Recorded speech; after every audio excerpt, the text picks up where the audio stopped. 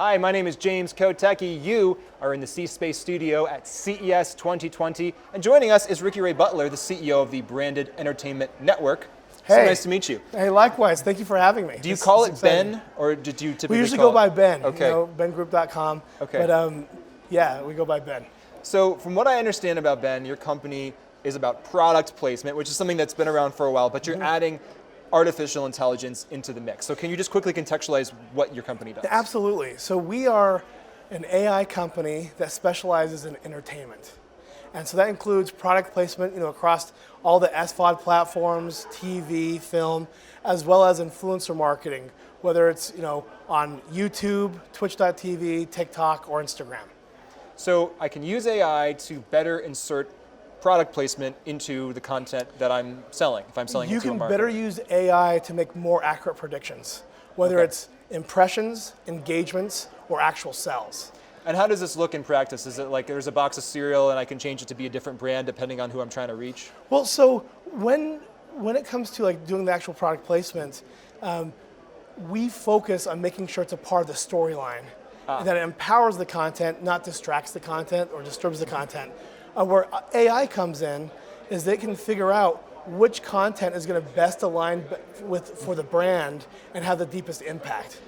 So this is not like a CGI fixing it after the fact No. kind of thing. This is about a product that's integrated into the story, and even in the writing process or the creation process of that piece of content, your AI technology was able to say, if you talk about this, that would be the best thing for you to talk about from a marketing perspective. Sure, it can help with messaging. It can also help with which verticals and categories which to target.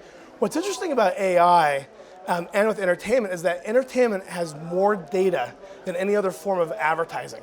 There's, and specifically around unstructured data. So that's like the creative, imaging, video, audio. And so when you take years of performance data into entertainment and then you utilize AI, specifically a form of machine learning that we call deep learning, that really helps with the unstructured creative data. You take that historical data, you use the AI, and then you're able to make these predictions, and then the AI improves your campaigns month after month.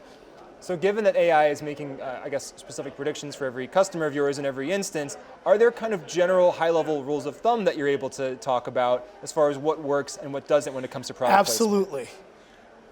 Everything you've done with creating commercials or other forms of marketing materials, you have to throw that out the window. There's a different approach, and it's about being inside the content rather than outside the content. And when you're inside the content, you have to be authentically a part of the storyline and in a very empowering way. And it's one of those things where right now ad avoidance is at an all-time high. Across the globe, 47% of people are avoiding advertising through ad blockers. In the United States alone, 65% of people have an ad blocking strategy just with television. And so we're seeing tremendous growth as a company because brands are realizing in order to get part of this, SVOD battle and to get into content that maybe doesn't have, an ad support. I mean, it's not ad supported. They have to get inside the content. In order to do it, you have to change your systems and processes, and you have to use data-driven processes and technology that can help you navigate all the content that is out there because there's more content today than ever before. As a viewer, is it better if a product that is placed in a piece of content takes me out of the story for a moment, like, oh, there's a Ford truck, and I just know, or is it better to be so subtly integrated that I don't even notice it and it's more on a subconscious level? The most important way to really have a strong placement or integration is really empowering the content and being a part of the storyline. So a good example of this is something that we did, in the 90s with Forrest Gump, where he was drinking all those Dr. Peppers. The Dr. Pepper was a part of the content. Another good example is Bumblebee in Transformers. Bumblebee was actually originally supposed to be a Ford, and we came in and we made it a Camaro.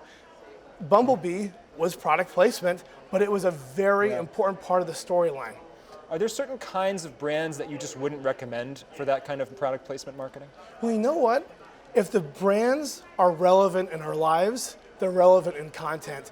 Producers and directors, they're right now always in search for different opportunities to be able to make their content look more real. Having fake products just doesn't work. Can take you out of the story even more. It takes you out of the story, and actually it's more of a distraction. Yeah. Now, there are other types of brands where it can be more challenging, because if you have a CPG brand or a spirits brand or automotive, it's very easy. There's going to be thousands of opportunities in a series to build to integrate. But with platforms, it can be more difficult. But working with clients like TikTok or clients like Zillow, we've been able to see great success having those platforms being a part of storylines.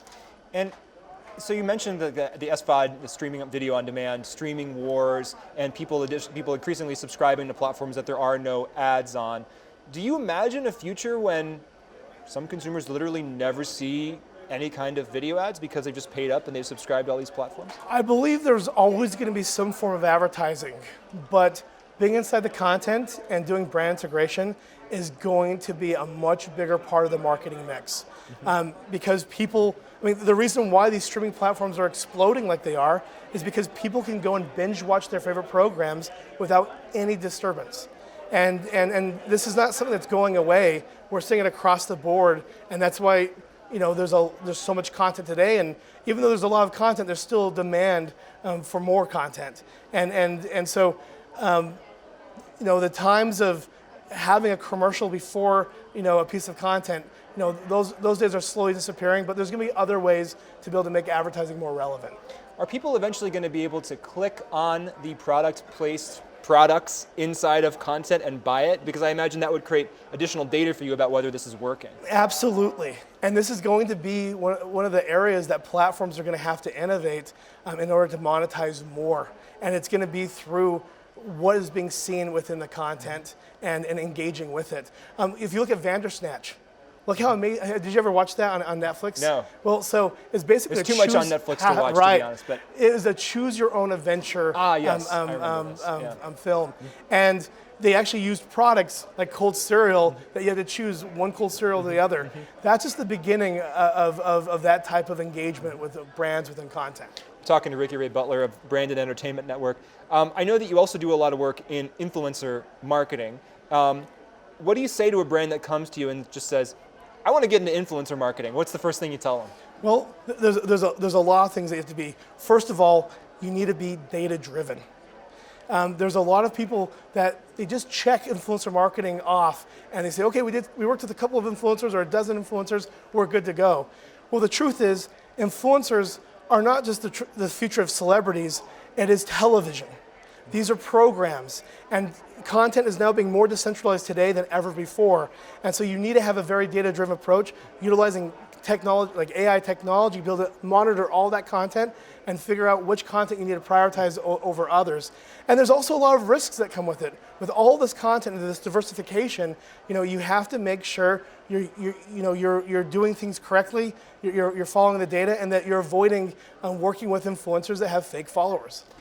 Is it worth redefining the word celebrity now in 2020? Sure. Because when if you go back 20, the era of Forrest Gump, for example, are we ever going to see a movie star with the level of kind of universal name recognition like Tom Hanks? When now everybody, especially younger people, are watching just their own personal favorite vloggers or Instagram people or whatever, but people outside their network might not know who they are.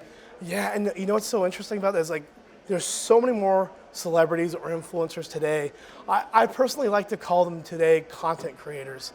And one thing, it hasn't really become localized yet. Localization when it comes to content creators and celebrities hasn't really taken off significantly across all the platforms, but I think that's the next wave. But also, if you look at these top tier celebrities from Hollywood or from music, like Selena Gomez, she has 140 million followers. Imagine if she started to become more disciplined with creating content.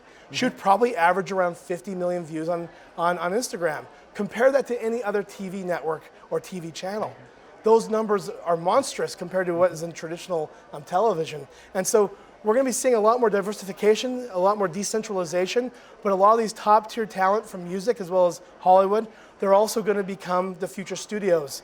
And there's going to be a lot less relevant central organizations.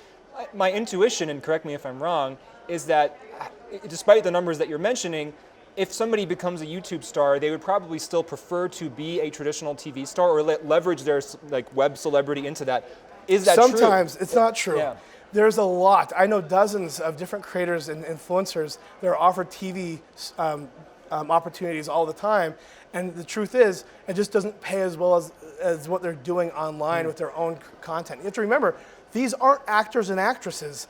Influencers and content creators, they are the future studios and TV channels. And so they're not really just a piece of the puzzle. They come with the entire puzzle in place, and they're making more money that way. Well, we really appreciate you being here in our studio, the C-Space studio. Hey, thank you so much. I really appreciate it. Ricky Ray Butler, CEO of Brandon Entertainment Network. Thanks a lot. Yeah, thank you. Appreciate it. And thank you so much for watching in the C-Space studio. I'm your host, James Kotecki. We're streaming live from CES 2020. Keep it right here because we've got more great conversations just ahead.